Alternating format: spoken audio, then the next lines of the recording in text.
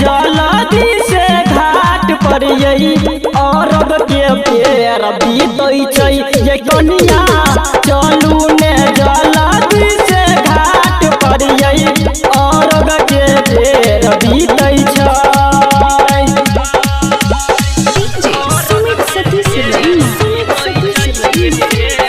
Recording by SS music Hajipur Manigachhi.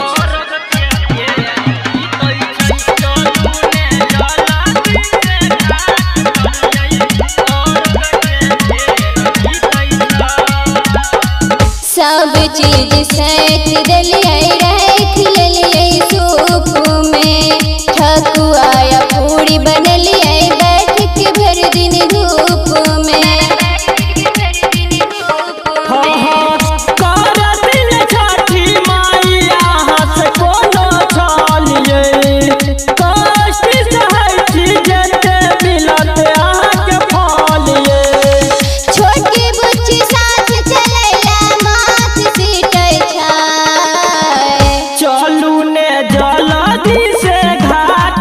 यही अरग के पेड़ बीतै छै ये कनिया चलू ने जल्दी से घाट पर यही अरग के पेड़ बीतै छै।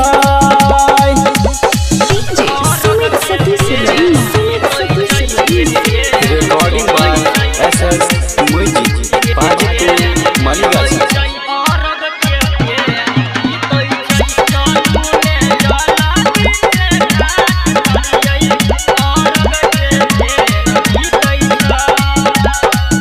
अर्घ के सामान खरीदी जाके सबटा हाट पर सोच रहिए सब कोई जेबै के बेर घाट पर। छठी मैया कहे नहीं करत निराश यही दुई दिन भूखले रह के केने चिरानी उपास ये। देख देख के राइटर सुधीर दांत खींचै छै कहे है रंजिता से अंजलि अरग के बेर बीतै छै ये कनिया